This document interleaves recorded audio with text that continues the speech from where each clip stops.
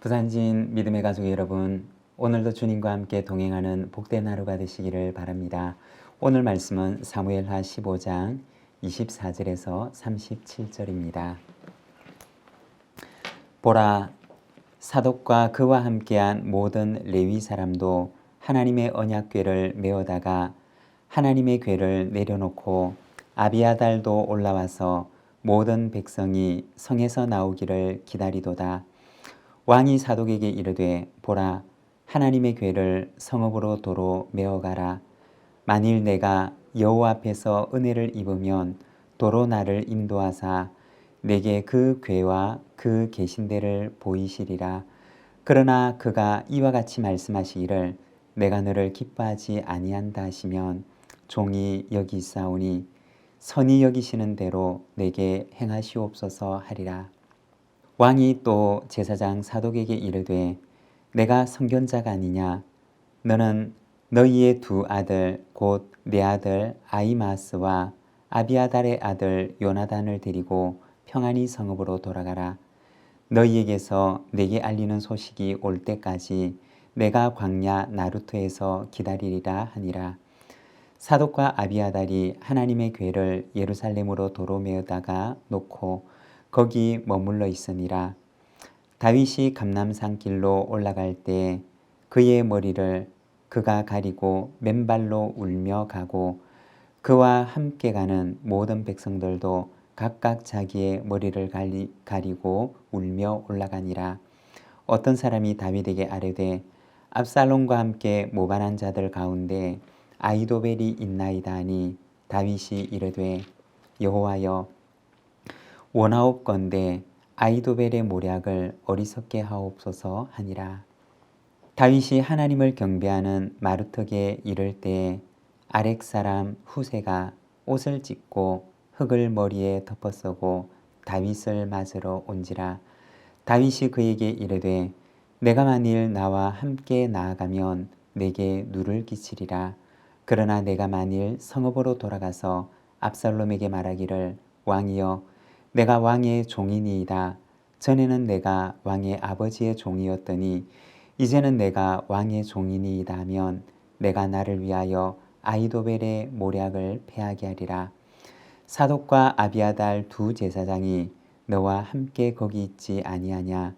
내가 왕의 궁중에서 무엇을 듣든지 사독과 아비아달 두 제사장에게 알리라. 그들의 두 아들 곧 사독의 아히마아스와 아비아달의 요나단이 그들과 함께 거기 있나니 너희가 듣는 모든 것을 그들 편에 내게 소식을 알릴지니라 하는지라. 다윗의 친구 후세가 곧 성읍으로 들어가고 압살롬도 예루살렘으로 들어갔더라. 아멘. 오늘 우리가 함께 읽은 말씀에서는 다윗의 피난 중에 있었던 일에 대해서 이야기를 하고 있습니다. 24절의 말씀입니다. 보라, 사독과 그와 함께한 모든 레위 사람도 하나님의 언약궤를 메어다가 하나님의 궤를 내려놓고 아비아달도 올라와서 모든 백성이 성에서 나오기를 기다리도다. 다윗이 예루살렘 성을 떠나서 피난길에 올랐다는 소식을 듣고서 제사장 사독과 레위인들이 언약궤를 메고 나와서 다윗과 함께 피난하기 위해 다윗을 기다리고 있는 모습을 보여줍니다. 그런데 24절과 25절 말씀을 보면 다윗은 사독에게 이렇게 말합니다. 왕이 사독에게 이르되, 보라, 하나님의 궤를 성읍으로 도로 메어 가라.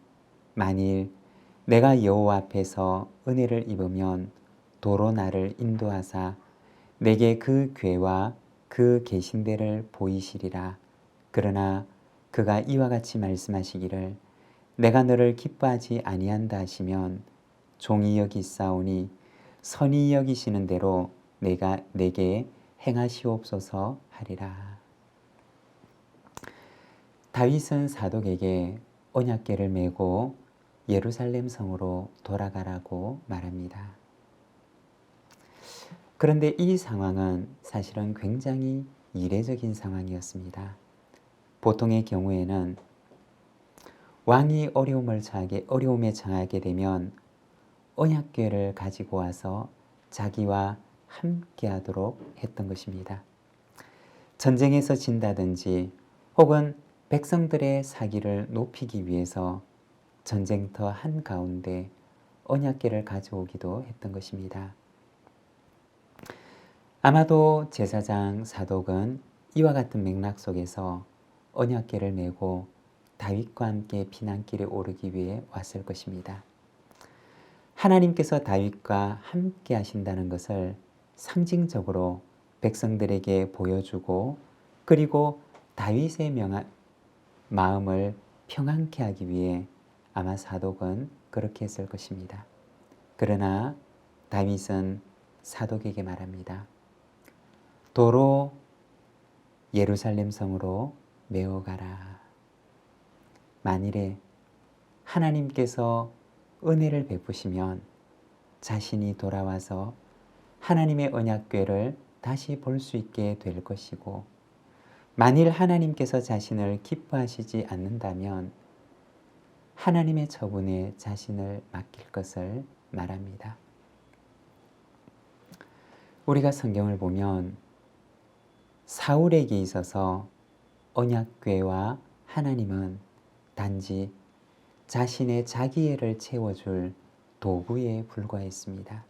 그러나 다윗에게 있어서 언약궤와 하나님은 자신의 욕심의 도구가 아니라 하나님의 존재 그 자체였던 것입니다.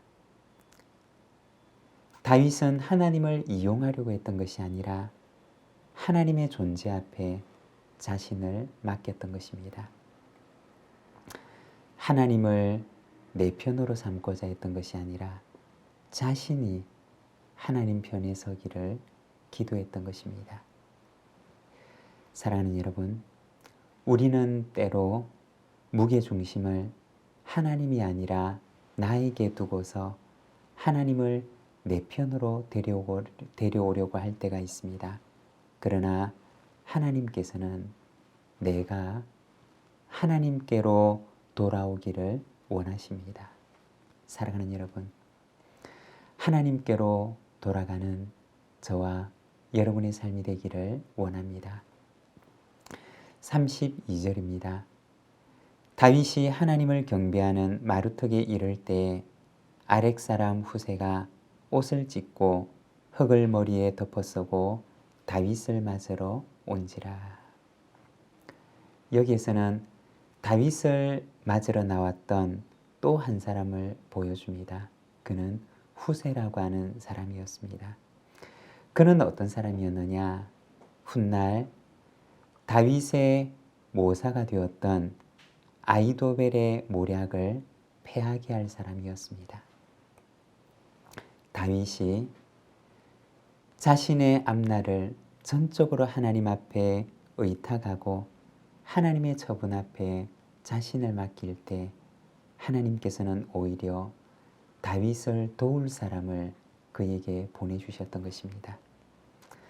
압살롬의 계획을 이루어지지 못하게 할 그 사람을 하나님께서는 다윗에게 보내주십니다.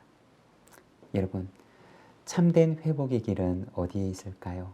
그것은 하나님께로 돌아가는 것입니다. 내 계획을 의지하기보다는 하나님을 의지하고 하나님께로 돌아갈 때 하나님께서는 우리의 모든 것들을 회복해 하십니다. 오늘도 하나님을 바라보고 하나님께로 돌아가는 부산진 모든 믿음의 가족들이 되시기를 바랍니다. 기도하겠습니다. 하나님 아버지 은혜를 감사합니다. 오늘은 사무엘서 말씀을 통하여서 하나님을 내 편으로 삼고자 하는 것이 아니라 내가 하나님 편에 서기를 간구하고 기도하였던 다윗의 모습을 보게 하시니 감사합니다. 주님, 기도하옵기는 오늘도 이와 같은 마음으로 우리가 하나님 앞에 서기를 원합니다. 주님, 주님을 전적으로 의탁하고 주님께로 돌아갈 때 하나님께서 우리를 회복케 하심을 믿사오니 주님이여 오늘도 우리의 마음을 온전케 하여 하나님 앞에 나아가는 저희들의 삶이 되게 하여 주옵소서. 예수님의 이름으로 기도드립니다. 아멘.